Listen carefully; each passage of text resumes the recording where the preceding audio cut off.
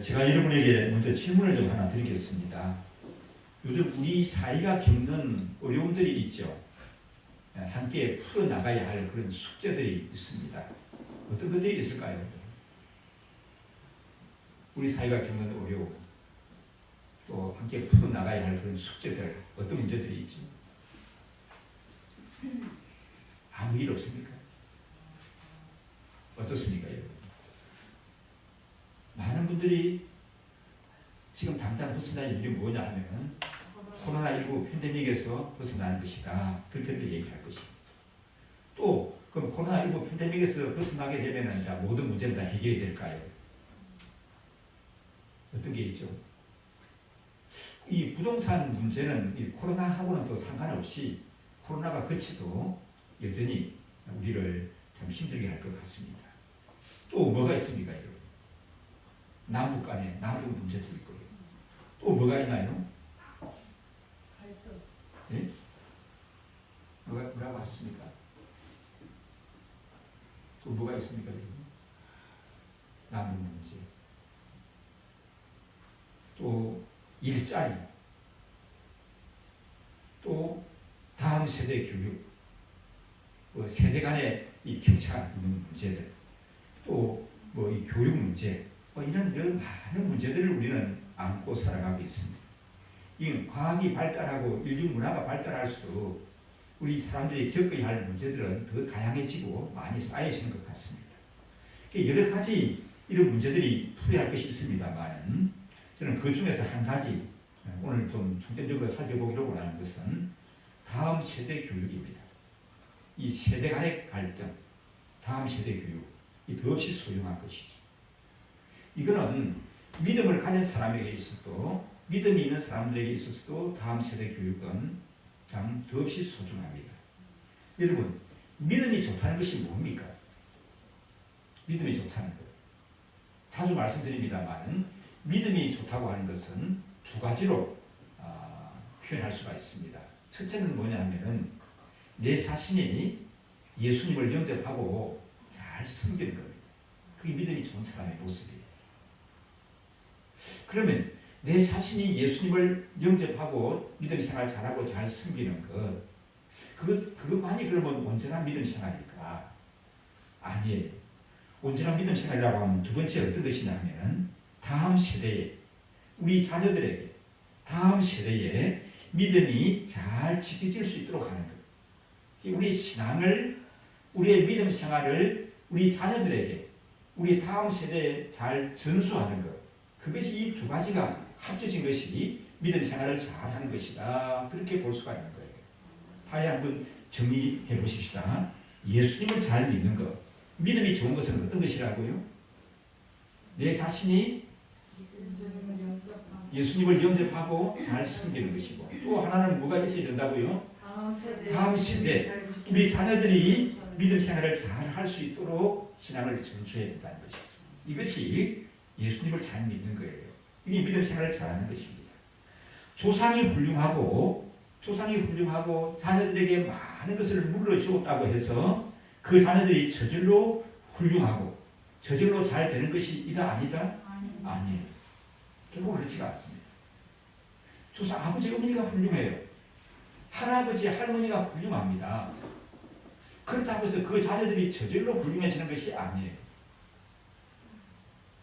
아버지 어머니가 자녀들에게 많은 것을 이 스펙도 물려주고 지위도 물려주고 재산도 물려주고 집도 물려주고 많은 것을 물려줬다 한다고 해서 그 자녀가 저절로 잘 되는 것 아니라는 사실을 우리는 분명히 아셔야 합니다.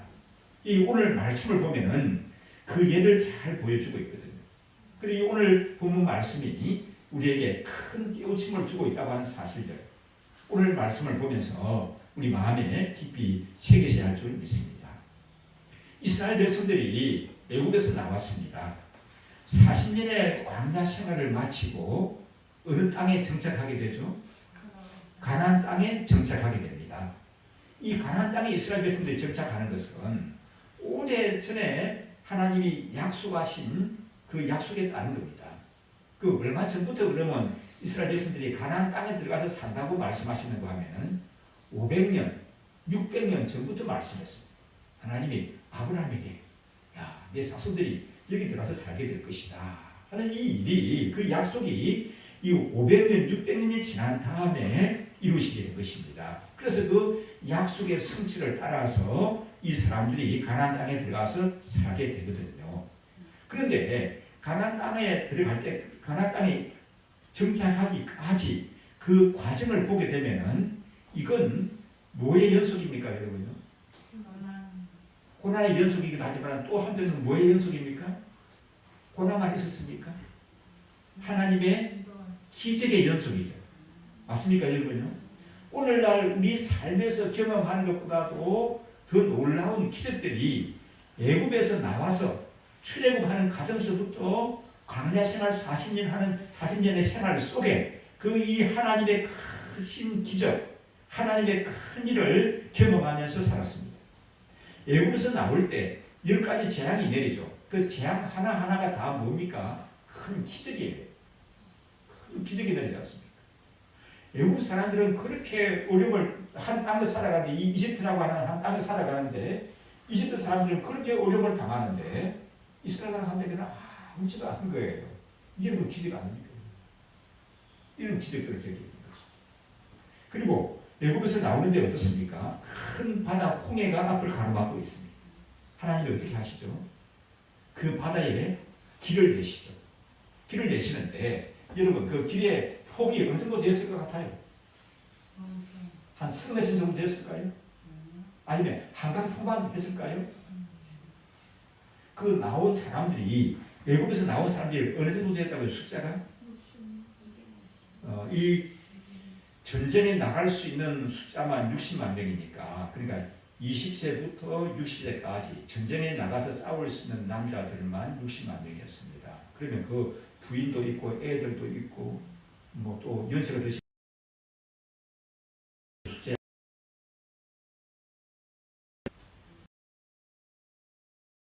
이 300만의 사람들이 홍해를 건너는데 얼마만큼 어느 시간이 걸렸을까요?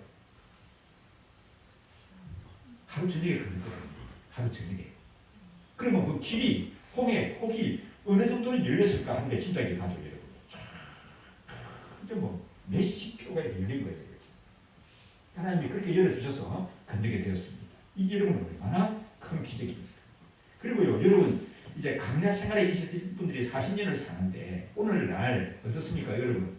부지런히 일해도 생활하는 것이 어떻습니까? 따뜻합니까? 여유가 있습니까? 참 따뜻하죠, 그죠?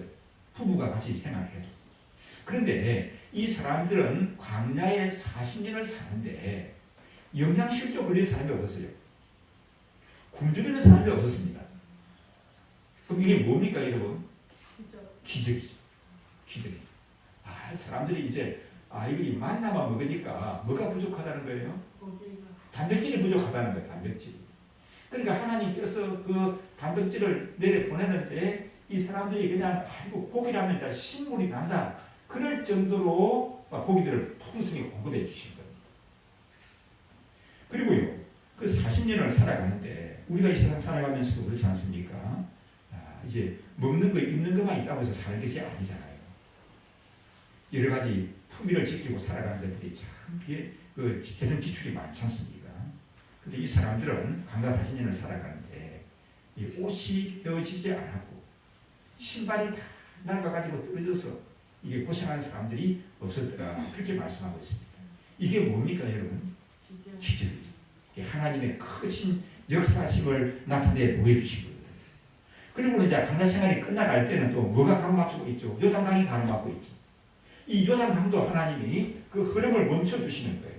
그래서 그 많은 사람들이 동시에 요단강을 이제 물이 멈추게 되니까 육지같이 건너게 되어집니다. 니르고와 같은 큰 성이 가로막고 있습니다. 근데 그 성을 넘는 방법은 뭐였습니까?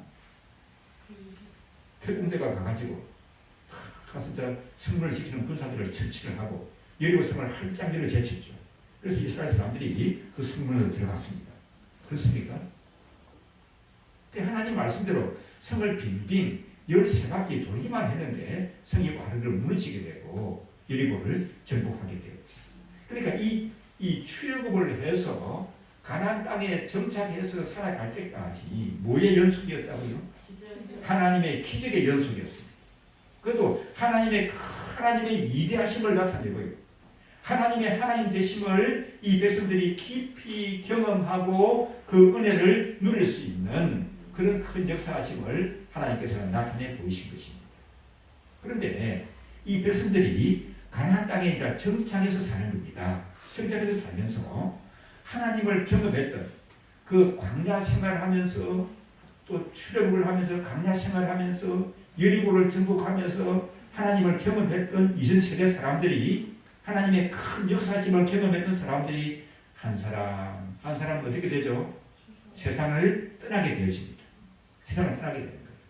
그러니까 이제 그 다음 세대가 하나님께서 일러주신 말씀대로가 아니에요. 하나님께서는 정말 강조하고 또 강조했죠. 너희가 이렇게 살아야 한다 하고 강조하고 또 강조한 게 성경 뭡니까? 그게 신명기잖아요. 그렇게 일러줬는데 그 다음 세대 사람들은 하나님께서 일러주신 말씀대로가 아니라 어떻게 사는가 하면은 자기 눈에 보이는 대로 자기 하고 싶은 대로 하면서 살았습니다. 자기 눈에 보이는 대로 살고요. 자기 하고 싶은 대로 하면서 사는 거예요. 사람이 자기 눈에 보이는 대로 하고 자기 하고 싶은 대로 하게 되면 이거는 어렵게 살까요? 아니면 죄를 지면서 살게 될까요? 죄를 지면서 10중 8구는 다 죄를 지면서 살게 되는 것입니다. 그래서 주변에 있는 남자들이 멋있는 거예요. 주변에 있는 여자들이 멋있습니다. 그러니까 그 사람들하고 결혼을 하는 거예요. 이게 이방 나라 사람들입니다. 이방 나라 사람들하고 그들이 멋있다, 스펙이 좋다, 재산이 많다 이런 생각을 하면서 그냥 덮어놓고 결혼을 하다가 보니까 하나님을 떠나서 그 사람들이 섬기는 우상도 섬기게 되는 거예요. 우상도 섬기게 되는 거예요. 그러니까 이방 사람들과 결혼하게 되고 하나님을 떠나서 우상도 섬기게 되었습니다. 하나님께서는 그렇게 해서는 안 된다고, 그런 일을 해서는 안 된다고 그렇게 하나님께서 눈에 일러주신 그런 일들을 아무렇지도 않게 많은 거예요. 아무렇지도 않게.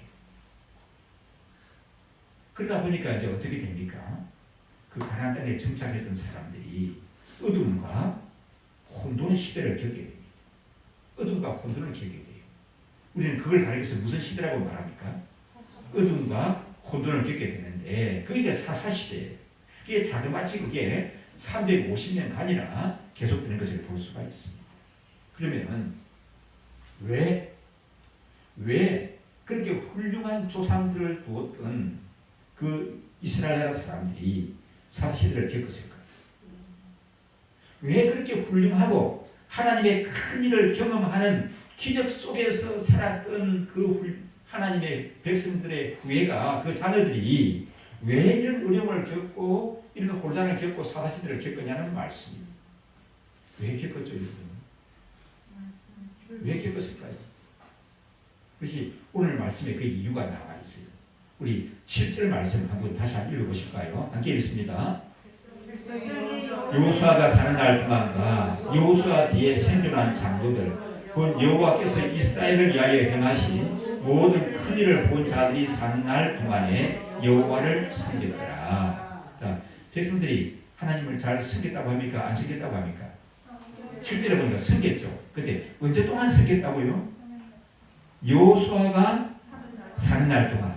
그리고 여호수아 뒤에 생존한 장로들 곧 하나님께서 이스라엘을 위하여 행하신 모든 큰 일을 본 사람들이 사는 날 동안에는 여호와를 섬겼더라. 그렇게 말씀합니다. 그러면 이게 어떻게 됩니까? 지속이 되어야 되는 거죠. 어디까지 지속이 되어야 되는 거죠? 대대로 자녀 손손 대대로 이것이 지속이 되어야 되는 거예요. 그런데 이제 문제는 여호수아가 사는 날 동안에 그 출애굽의 감경을 광야 시대의 그 광경을 또 여리고가 무너지는 그 광경을 기적을 체험했던 사람들이 살 동안에는 여호와 하나님을 잘 섬겼거든요. 근데 이제 문제는 어떻게 되나 하면은 우리 10절의 말씀 함께 읽어보실까요? 함께 읽습니다. 그 세대 사람도 다 그 조상에게로 돌아갔고 그 후에 일어난 다른 세대는 여호와를 알지 못하며 여호와께서 이스라엘을 위하여 행하신 일도 알지 못하였더라. 알지 누가 뭘 했다고요? 다음 세대 사람들이 뭘 알지 못했다고요? 여호와 하나님께서 행하신 이 일들을 알지 못했더라. 그렇게 말씀합니다. 그러니까 모세와 함께했던 출애굽 제1세대가 광야에서 다 죽었습니다. 여호수아와 함께했던 출애굽 제2세대도 가나안 땅에 정착하고 살다가 어떻게 됐다고요? 다 죽었습니다. 그러는 동안에 다른 세대는 여호와를 알지 못하고 여호와 하나님께서 행하신 그 놀라운 기적들도 알지를 못했다. 그렇게 말씀합니다. 그래서 여러분 처음 서두에 말씀드렸는데 우리가 이제 이 백성들의 문제가 이스라엘 백성들이 사사시대를 겪는 이유가 뭔지 아시겠습니까? 짐작이 되시죠? 그래서 이제 우리가 믿음 생활 잘하는 건 어떤 거라고요? 내 자신의 믿음 생활 잘하는 것뿐만 아니라 다음 세대의 신앙을 전수해야 하는 그게 믿음 생활 잘하는 것이라고 했죠. 그러면 이 시대 사람들, 여호수아와 함께 있었던 그 시대의 사람들의 잘못이 뭡니까, 여러분? 뭘 잘못한 거죠? 교육. 다음 세대의 신앙을 전수하는데 소홀했다, 최선을 다했다, 소홀했다는 거죠. 그러므로 말미암아 사사시대를 겪었다고 하는 사실을 우리는 놓치지 말아야 할 줄 믿습니다. 여러분, 여러분의 자녀들이 잘 되기를 원하십니까? 여러분의 자녀들이 내가 우리 세대가 누리는 것보다도 더 많은 하나님의 은혜를 누리기를 원하십니까? 그래요, 안 그래요? 그러시죠. 아직 결혼을 안 한 사람도 결혼해서 자식 낳는 게 뭔지 모르겠지만 내가 누리는 것보다 앞으로 내가 장가를 가고 시집 가서 아이를 낳게 되면 그 아이가 더 행복을 누리기를 원하시죠.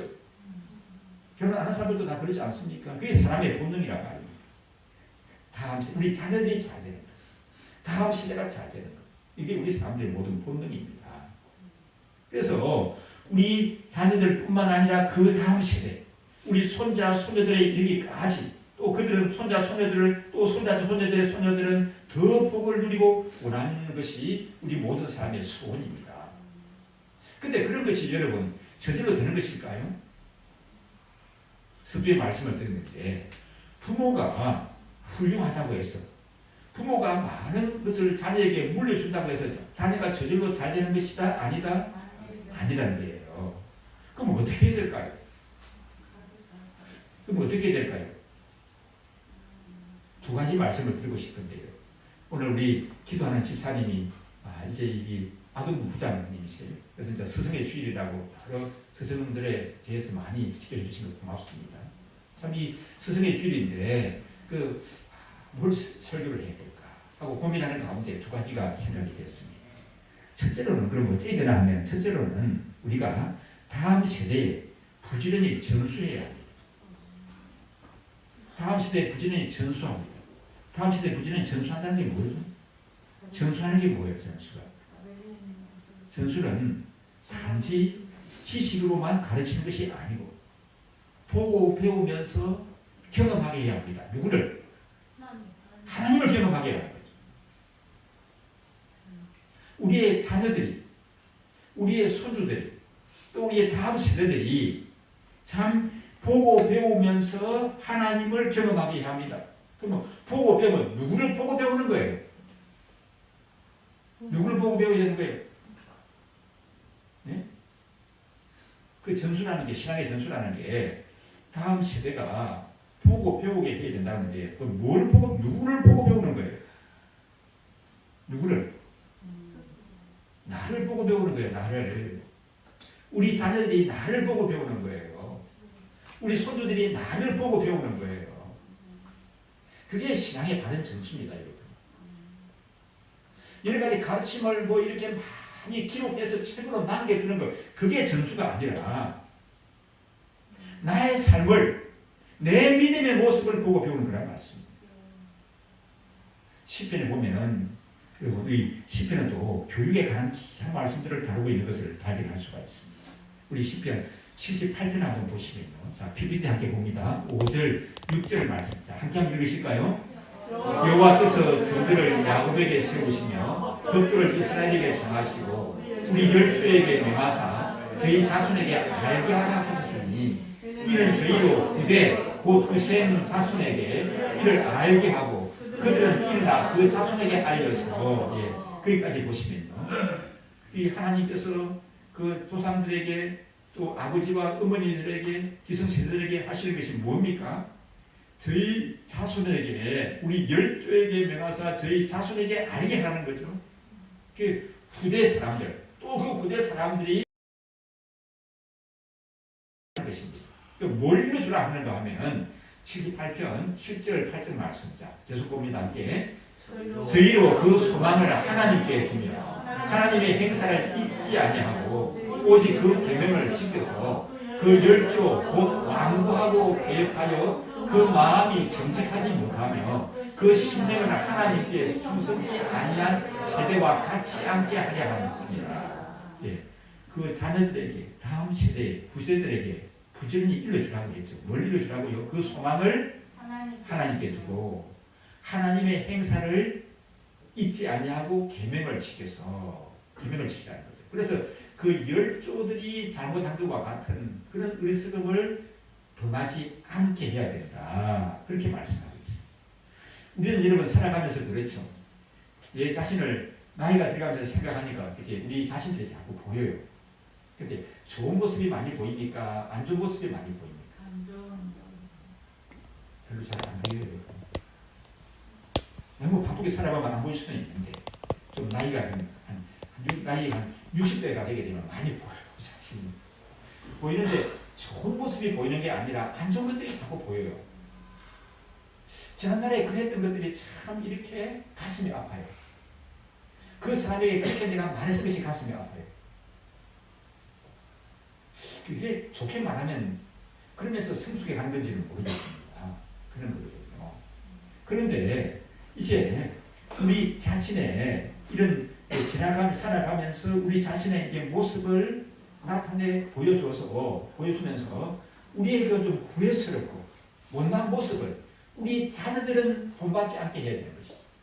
나는 이렇게 잘못한 모습을 10가지를 행했다고 하게 되면 우리 자녀들은 그래도 그게 좀 줄여서 전혀 안 행하는 것이 제일 좋은 것이고요. 좀 줄여서 5가지를 행하고 우리 손자들은 3가지를 행하고 우리 정손자들은 2가지만 행하고 그게 뭐겠습니까? 그게 발전이고 그게 집안이 바르게 세워지는 것이죠.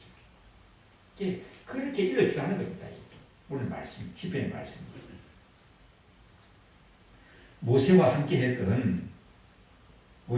했던 그 출애굽 세대들이 다 세상을 떠나가지 않습니까? 사실 떠나가고 나서 이제 또 여호수아와 함께 했던 세대들이 떠나가고 나니까 이런 아픔들이 닥쳤다고 하는 것을 사사기는 말씀하고 있습니다.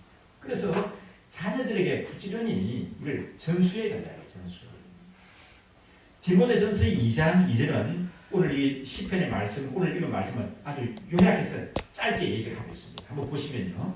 디모데후서 2장 2절 말씀 자 함께 읽습니다. 또 내가 많은 증인 앞에서 너에게 주는 말을 충성된 사람들에게 부탁하라. 저희가 또 다른 사람들을 가르칠 수 있으리라.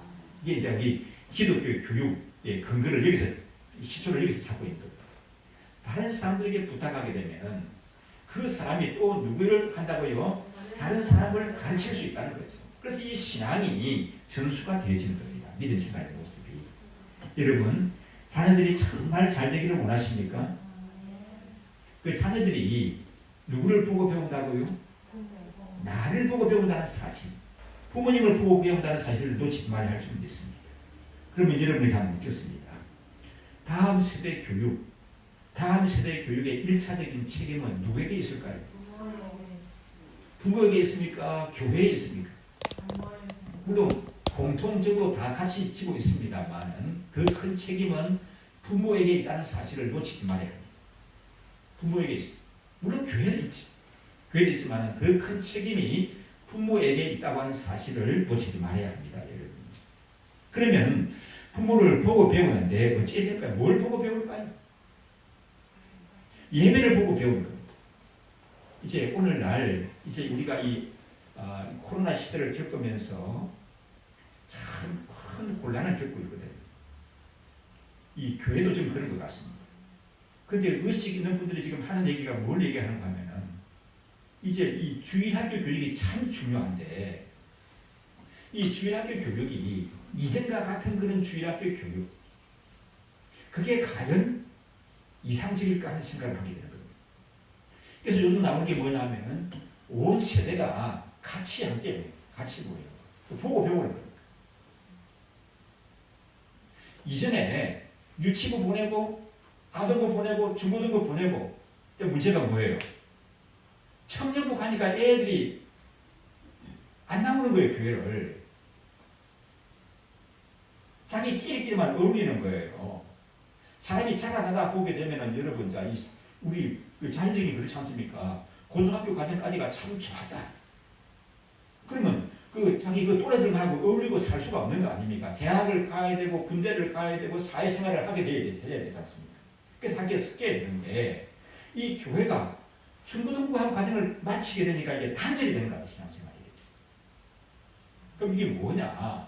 아하, 우리 주일학교 교육에 문제가 있다. 그래서 어떤 것이냐 하면 함께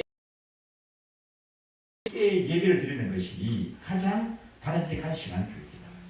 사실 그래요. 보면 사실 그렇습니다. 이 성경의 가르침이 그렇거든요. 우리 기독교 쭉 2000년의 역사를 보게 되면 2000년 역사가 그렇습니다. 최근에 와서 아이들을 따로 모아가지고 가르치고 이렇게 했지. 이 2000년의 역사 동안 보게 되면은 이 같이 함께 예배를 드리는 거예요. 그럼 애들이 무슨 설교를 알아듣습니까? 그러지만 그렇지가 않아요. 우리 애들을 가수평가하는데 애들은 장난치는 것까지 어른들은 한눈 팔고 저는 이건 한눈 파는 거예요. 그러나 애들은 한눈 파는 것 같아도 다 알아들어요.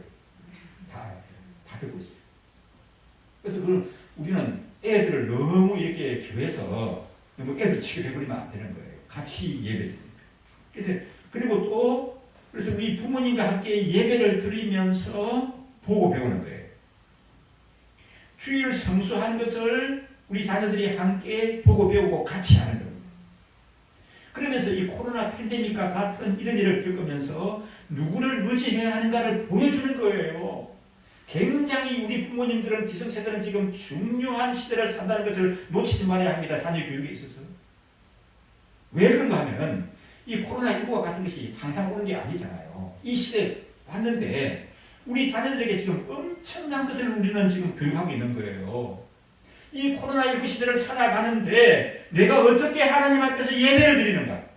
이 코로나19 시대를 살아가면서 어떤 믿음의 모습을 보여주는가 하는 것이 우리 자녀들에게 심대한 영향을 미친다는 사실을 놓치지 말아야 합니다. 코로나19 일어나면 그건 교회 안 가도 돼.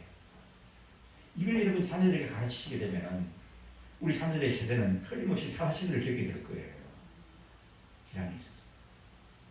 어떻게 하든지 예배당에 나가는 것이 어려우면 집에서 온라인을 통하여서라도 진지하게 예배드리는 그런 모습을 보여줄 때 그 자녀들이 그걸 보고 배우는 거예요, 여러분요.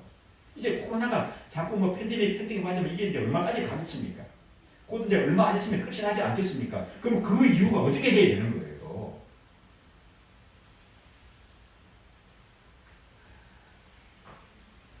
그래서 이 시대를 우리 자녀들이 보고 배우는데 신앙의 전수라고 하는 것은 그냥 전해주고 가르치는 걸로 끝나는 것이 아니에요.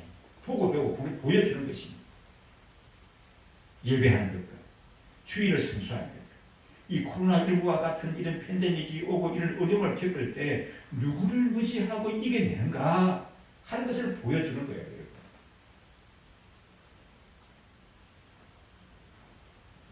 이 시대를 살아가는 저와 여러분에게 주어진 귀한 사명이 내 자신이 믿음 생활 잘하는 것뿐만 아니라 다음 세대에 이 귀한 신앙을 전수해야 된다고 하는 사실 놓치지 말아야 할 줄이 있습니다. 이 일에 한국교회가 그동안 힘써오기는 했습니다. 여러분, 우리 한국교회가 그동안 참 제일 귀하게 여기던 것이 뭡니까? 성전 건축이거든요. 성전 건축. 이제 한국교회 부흥기 있을 때 여러분 다 우리 김원식 집사님, 오정원 권사님 그런 세대들이고 다 우리 그 다음 세대 우리 기석 집사님이나 정미 집사님도 그런 거 다 어릴 때 겪으셨죠, 보셨죠, 다 이렇게. 그리고 최태현 집사님이랑 또 마찬가지죠. 성전 건축. 집이 있는 사람은 집을 팔아서 성전 건축에 헌금을 했습니다. 전세를 있는 사람은 월세로 전환하면서 그 전세금을 하나님께 바쳐서 성전 건축하는데 힘쓰게 됐습니다. 물론 그 시대는 그거 뭐 잘하셨어요, 그렇게. 근데 지금 오늘날 이 시대에 와서 그럼 중요한 것은 무엇일까 하니까 오늘날 이 시대는 예배당을 건축하는 문제보다도 더 중요한 문제가 있어요. 그럼 그게 뭐냐 하게 되면은 사람을 길러야 합니다. 사람을 길러야. 그 전에 우리나라에 굉장히 유행했던 시청률 제1위를 기록했던 드라마가 있는데 그 상도라고 하는 상도. 여러분 벌써 기억나십니까? 그 드라마에 보게 되면 참 훌륭한 명언이 나옵니다. 장사가 뭔지 아느냐? 그 주인공에게 이뤄줍니다. 선배상이 돈을 많이 남기는 겁니다. 틀렸어. 장사는 사람을 남기는 거예요. 그러거든요. 이 사람이 이걸 깨닫는 거예요. 그래가지고 우리나라 조선시대, 순조시대 최고의 상인이 되지 않습니까? 최고의 상인이 되죠. 우리나라 뭐 조세 수입의 뭐 절반은 거기서 그 상단에서 뭐 감당했다고 하는 그런 얘기가 있지 않습니까? 사람을 남기는 거예요, 장사는. 여러분, 장사하는 것이 사람 남기는, 사람을 남기라는 이게 들어보셨습니까? 그렇게 생각하세요. 장사는 뭘 남겨야 되죠? 이윤을 남기고 돈을 남겨야 되죠. 그렇지 않다는 거예요.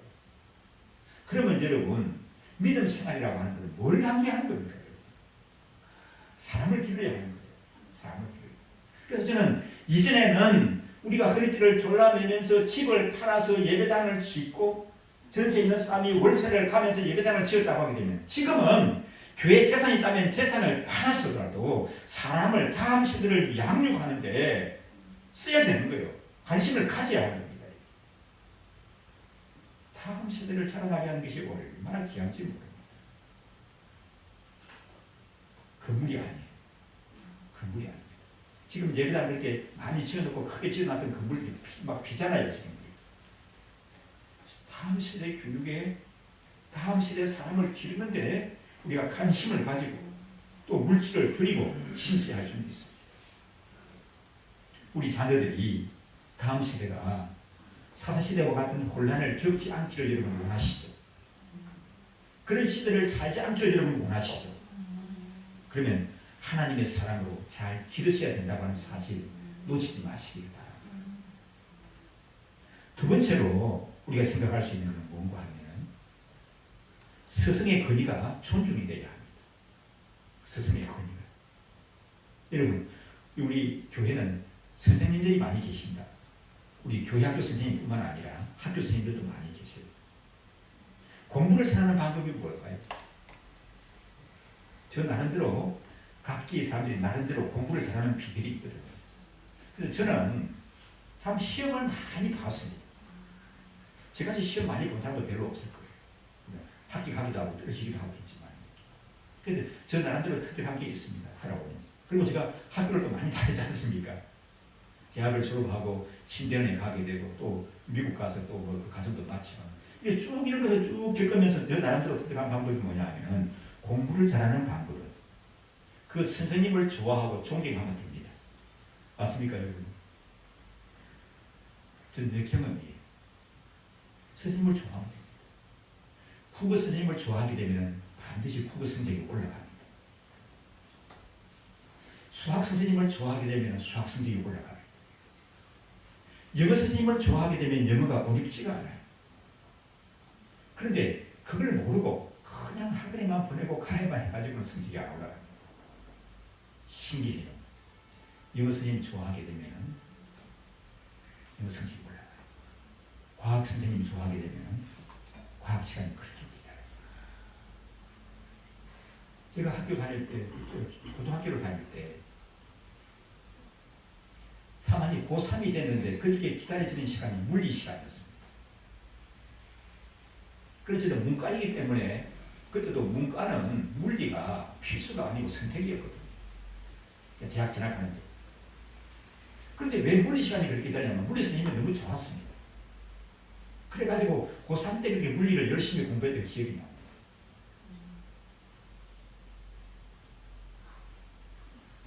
그래서 아이들 앞에서 여러분 선생님을 흉보시면 안 됩니다. 그건 건물이에요. 우리 다 잘 지키시죠? 아이들 앞에서 선생님이 흉보지 마십시오.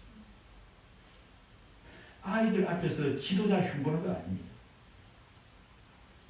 여러분, 문재인 대통령 마음에 드십니까? 문재인 대통령 흉 봐도 애들 없을 때 해야 됩니다. 애들 앞에서 지도자 흉보는 거 아니에요.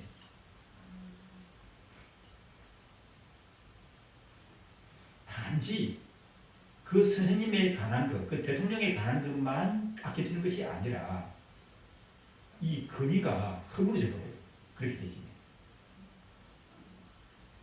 여러분, 교회 안 좋은 얘기도 애들 앞에서 하는 게 아니에요.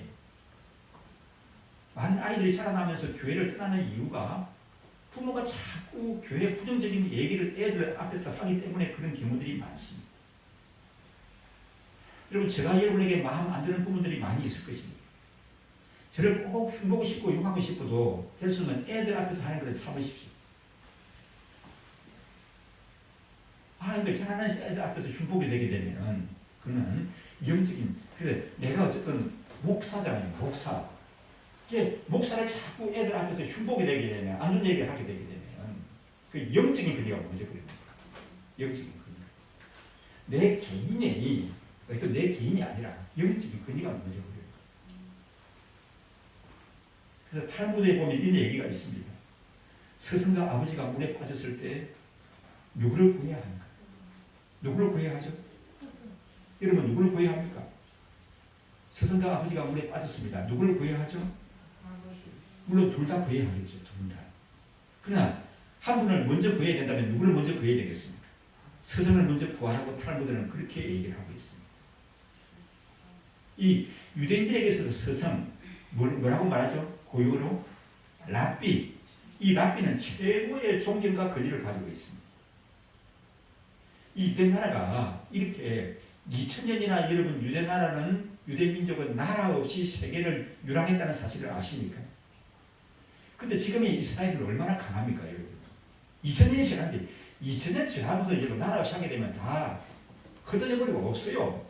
멸절되어버린다. 그런데 그들의 분명한 언어를 가지고 있고 그의 문화와 전통과 신앙을 유지하고 있는 게 뭐겠습니까?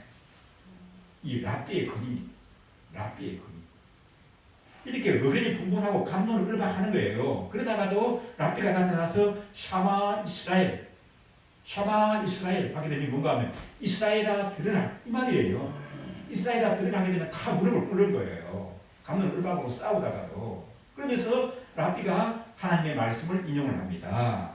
우리 아버지 하나님께서 이렇게 말씀하셨다 하게 되면 그게 뭐예요? 그게 정답이죠.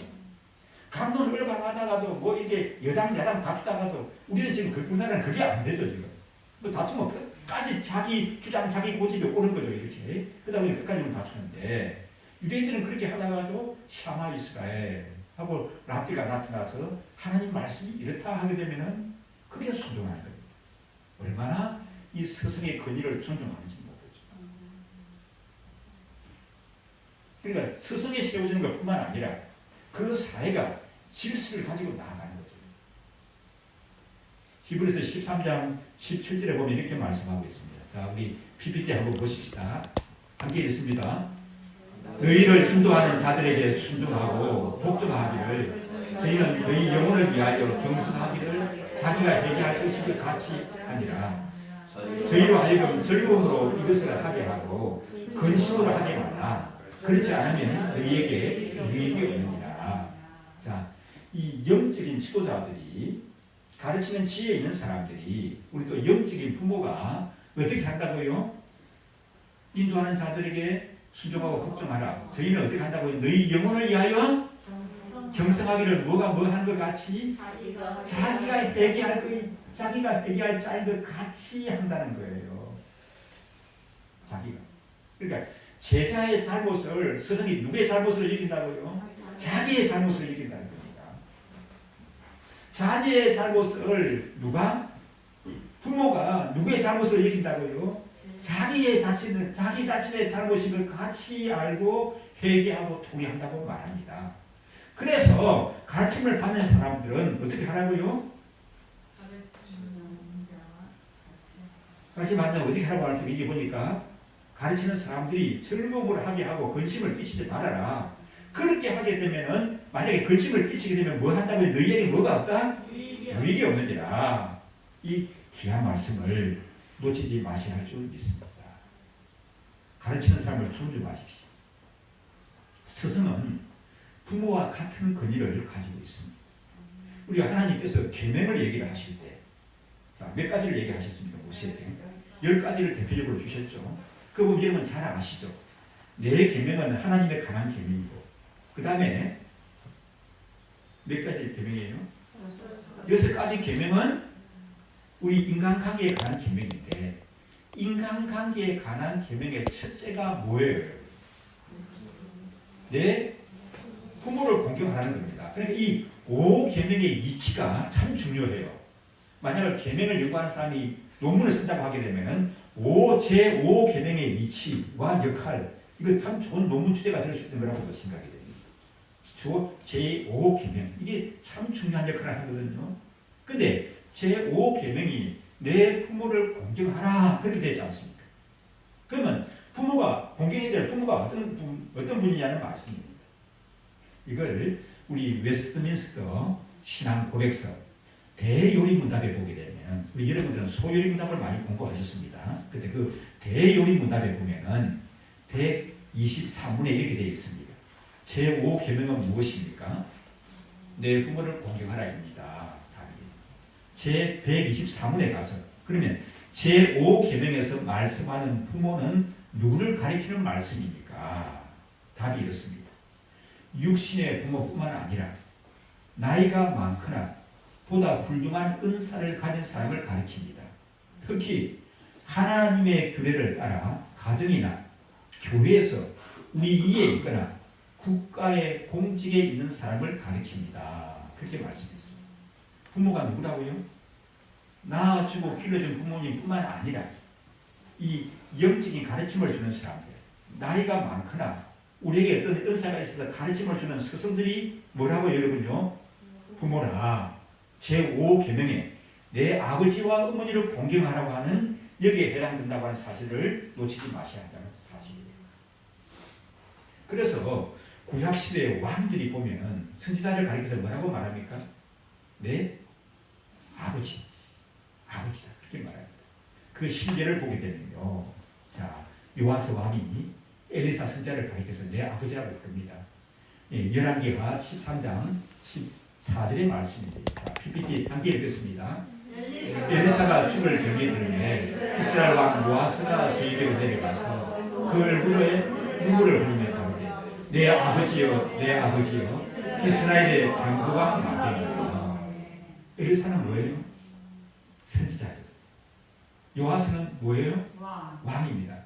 그런데 엘리사에게 뭐라고 얘기합니까? 내 아버지요. 내 아버지요. 그렇게 여기는 말하는 것을 볼 수가 있습니다. 사랑하는 여러분, 다음 세대 신앙 교육, 무엇보다도 중요한 우리의 사명입니다. 여러분, 구원의 확신을 가지고 계십니까? 하나님 자녀, 하나님이 그 믿음을 가지고 하나님을 변함없이 사랑하는 사람들에게 은혜를 주시는 하나님이라는 사실을 여러분 믿고 확신하십니까? 여러분의 삶 속에서 기도 응답을 경험하고 계십니까? 이 사실을 부지런히 우리 자녀들에게 뭘 해야 된다고요? 전수하셔야 돼요. 보여주셔야 돼요. 같이 느끼면서 살아서 이 아름다운 믿음의 신앙 유산들이 이어져야 할 줄 믿습니다. 그렇지 않습니까, 여러분? 이 귀한 것을 우리 자녀들이 누려야 되지 않겠습니까? 이 귀한 것을 우리 손주들 세대에는 더 풍성하고 내가 누린 것보다도 더 아름답게 누려야 되지 않겠습니까? 부지런히 자녀들에게 전수하기를 애쓰는 그런 저희들 계시할 줄 믿습니다. 이것이 하나님의 은혜를 경험하고 구원의 확신을 가진 사람들이 이 시대를 살아가는 사명이라는 사실들을 놓치지 마시기 바랍니다. 함께 우리 마음을 모아서 합심해서 기도하려고 합니다. 하나님 아버지, 나에게 참 예수님으로 인하여서 구원의 확신을 갖게 하시고 하나님 자녀의 소망을 누리며 살게 하시고 기도 응답 속에 살게 하시고 하나님을 바라보게 하시고 하나님을 의지하며 살게 하신 것 감사합니다. 이 아름다운 신앙이 우리 자녀들과 함께 하게 하옵소서. 우리 자녀들이 이 신앙을 전수받게 하여 주옵소서. 우리 다음 세대의 이 신앙을 함께 부지런히 전수하고 나타내고 보여주는 그런 저희들 되게 하여 주옵소서. 함께 우리 기도하겠습니다.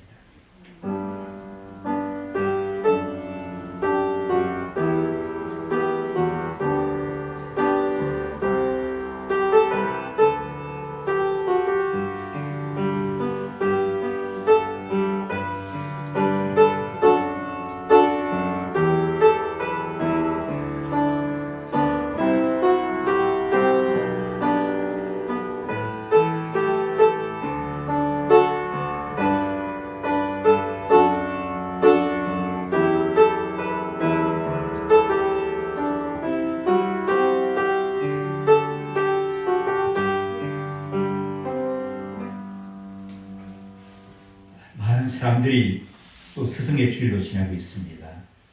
그 가운데 참 우리가 어떻게 다음 세대 우리 자녀들 믿음으로 양육해야 하는 것인지 사사기에서의 말씀을 살펴보며 교훈을 얻게 하신 것 감사합니다. 하나님 아버지, 부지런히 이 말씀의 원리를 쫓아서 참 보여주는, 또 함께 믿음 생활하며 나아가며 전수하는 그런 저희들 되게 인도하여 주옵소서. 우리 자녀들은, 또 우리 자녀들의 다음 세대는 나보다도 더 예수님을 잘 믿게 하시고, 내가 누린 것보다도 하나님 아버지의 더 풍성한 은혜들을 누리며 나아가는 그런 자녀들이 되게 은혜를 더하여 주시옵소서. 감사드리옵고 예수님 이름으로 기도드리옵나이다.